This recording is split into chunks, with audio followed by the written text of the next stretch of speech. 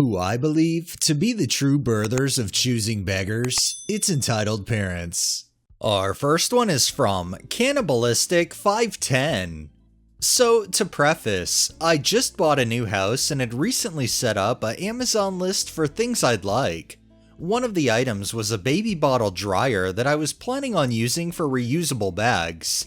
I do not have a baby. I am not pregnant and not planning on having a baby anytime soon. I hate kids. It was just cheaper than the other dryers I was seeing. This led to confusion from distant family. They were worried fiance and I were pregnant. They know we don't want kids. It was cleared up quickly. Yesterday, we meet to eat with some family. They came to visit from out of state. The topic of the baby rat came up and we all laughed at the confusion. Somewhere in there, my mother announced that if my fiance and I got pregnant, she'd get a new baby, as in the baby would be hers. We never talked to her about this, agreed that this was a thing, or even confirmed this. This is not the first time she's mentioned this. She's also stated I would unalive myself if I found out I was pregnant, which isn't true. About a year ago, she did try for a baby but was unsuccessful. She was actually fixed shortly after due to a medical issue. I know she still wants a baby, but I don't know where she got the idea that I give her mine. She was a terrible mother to me, and if I go through a pregnancy, I'm keeping it. As much as I dislike kids, I'd rather raise mine as compared to let it go through what I did. If you were to have a baby, then it would be your baby. It would just be your mom's grandbaby, and that's it. It wouldn't be her baby. She wouldn't get to have it and raise it and do all the things that she would if she had her own baby. And I agree with you 100%. This next one is by Strawberry3525.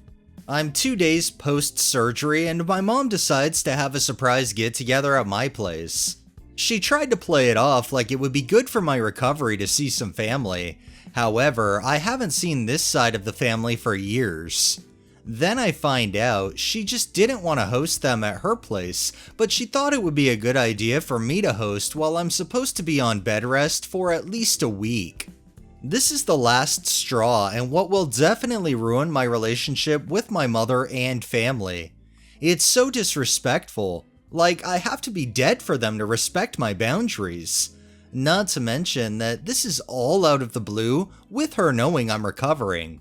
Edit. Thank you, internet people, for reading my rant. It helps to vent and helps me realize I'm doing nothing wrong. I understand most of the advice is to cut people off, even if it's family, but it's been hard. For now, I'm blocking my mother because she knew of my condition and proceeded with her stupid idea. It's a big step for me. In an ideal world, she wouldn't be so unreasonable and unbearable, but in this moment, she is. Does she not realize that, yeah, it might be good to see family, it might help recovery, but I don't think seeing a family member's magically gonna make a recovery that would have taken 2 weeks take less than that. Not to mention, if you really needed to see family, we live in the day and age where you can do a video chat. This next one is from Kojot the Kojot. I grew up in an abusive household and it got so bad that my dad eventually got me out of there. As a gift for my 18th birthday, I received a used 2008 Acura TSX, which I used to get to work and hang out with friends. I'm fully aware that it isn't exactly my car, but it's the only vehicle I'm insured on. My stepmom has her own car, but she never uses it. She always has to take the one my dad bought for me. She uses up all of the gas I bought and then refuses to fill it up. And with the current state of gas prices, I can barely afford a full tank. She never uses the car for anything important, only shopping. I had texted her to tell her I had work the night before and she took my car anyway.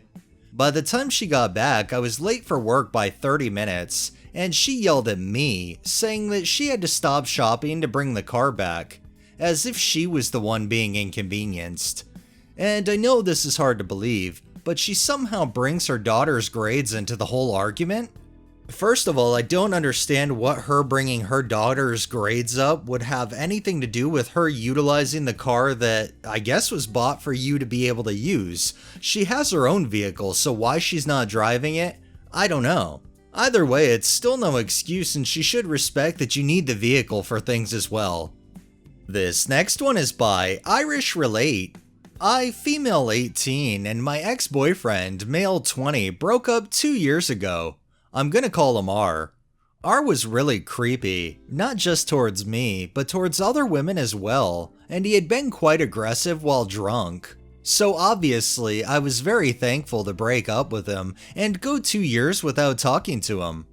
I started a summer job in a coffee shop a few weeks ago to save up for rent when I'm in college next year. This morning, R and his mother came into the coffee shop. It was definitely just a coincidence as they do live around that area. R looked surprised and uncomfortable, but I carried on as though he was just another customer. This was going fine until his mom made a comment about how she recognized me from somewhere. I just laughed politely and said, "Oh, I used to date R." She was really polite and chatty, asking me how school and exams had been going and how I got the job. I told her I just applied online when she said, "Me and R's father have been trying to help him find a job. This place would be perfect." Or something along those lines. I'm paraphrasing. I just laughed politely and told her that management is really great. She asked me how he could apply to work here. My heart sank. Obviously, I didn't want to be working alongside my creepy ex. I just told her he could email the hiring manager and get her contact info from the cafe's website. I told her that we were very overstaffed at the minute, and it's a miracle that I was even offered an interview, and the reason I got the job is probably just because I've already worked in many cafes and have professional barista training. Couldn't you just refer him to the manager? God, she just wouldn't give up. I told her that since he hasn't worked in a cafe before, or anywhere as far as I am aware, and doesn't have any training, I couldn't refer him as there were no grounds to support him. Employees are an investment for businesses. At this point, R's mom started raising her voice. Note that R still hadn't said a word. She demanded that I let go of whatever personal issue I have with her son and help him get a job there. I told her that I would have told anyone the exact same thing, regardless of whether it was R or not. She started complaining about how unprofessional and selfish I was being. I told her that I can get my manager and she can relay any queries to him. She agreed, so I went to the back to get him. He told her the exact same thing as I did, and told them that they were more than welcome to apply, but it would probably be a waste of time. She started snapping at him, then R spoke for the first time and said that they should just leave. His mom agreed, but didn't fail to cuss the staff out while she was leaving. Luckily, the cafe was empty except for one table, so no one was too bothered by it. I just carried on with my work. I'm not too bothered by the whole thing, but it's definitely a dinner time story for when my family get home from work. You have to like how it started all peacefully, they came in just genuinely looking for a job, but then because you had a connection to R, the mom just felt like she could push and steamroll her way to get her way, and she ended up getting her way right out the door. This next one is from Queen Small. Went to a local YMCA today with my boyfriend to swim laps. It was super crowded, but we managed to claim a lane during the adult swim. I was counting my boyfriend's laps, and after the adult swim ended, entitled mom's kids proceeded to jump in. Now, to be clear, we didn't care if the kids crossed over the other side as long as they didn't get in the way. However, her children would swim directly in front of my boyfriend while he was about to reach the wall, causing him to bump into the child or get kicked by one of her kids. I had told the child to watch out, but she would ignore me entirely. Frustrated, my boyfriend says, "Why is it so hard for children to get out of the way of a moving object?" To which I responded, "Just keep doing what you're doing." And he says, "What if I hit them?" And I said, "Then you'll hit them. It's their fault." Entitled mom overhears this conversation and is clearly disgruntled. After another lap, her kid throws a kickboard into the lane right before my boyfriend is about to come up for a breath, so I toss the kickboard back over the rope.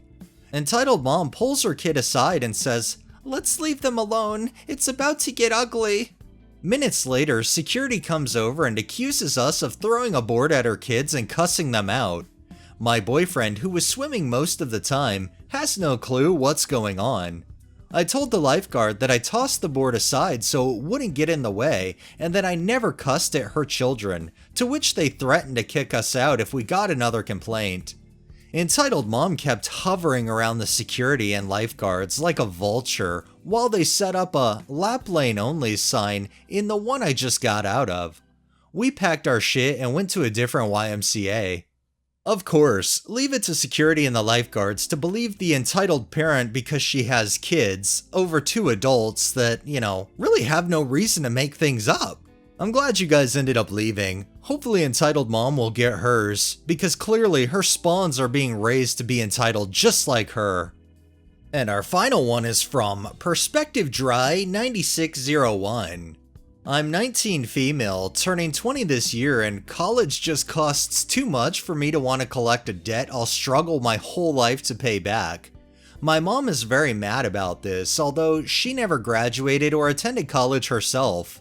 My younger brother, 18, graduated this year and plans on going to college in a year, and this set my mom off. She started telling everyone I need to pay my phone bill or else she'll shut it off because I'm just sitting on my ass all day doing nothing.